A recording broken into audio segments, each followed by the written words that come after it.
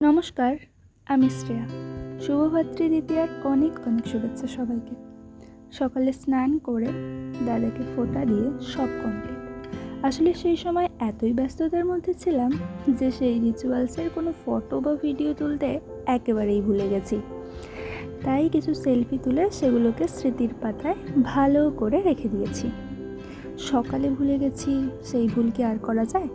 তাই দুপুরে মনে করে সব কিছু সাজিয়ে সুন্দর করে দাদাকে খেতে দেওয়ার সময় ফটো ভিডিও তো তুলতেই হতো।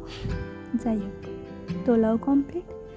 কালী পুজোতে বেঁচে যাওয়া, তারপর কয়েকটা ফানুস উড়িয়ে রাত্রিটা সুন্দর করে কাটালাম।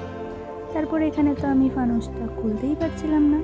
যাই হোক, দাদা নিয়ে নিল আর আমাকে বললো যে তোর দ্বারা তো কিছুই হয় না। মেনেও নিলাম।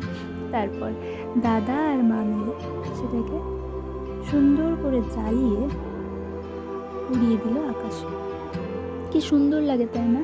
ওই রাতের অন্ধকারের আকাশে যেন মনে হয় এক টুকরো আলো নিয়ে ফানুসটা উড়ে চলেছে দূর দূরান্তে মানুষকে আলো দেখানোর জন্য। যখন দেওয়ালে পিঠ থেকে যায় আর কেউ এসে হাত ধরে তোমাকে তোলে, ঠিক সেই রকম। যাই হোক, টাটা।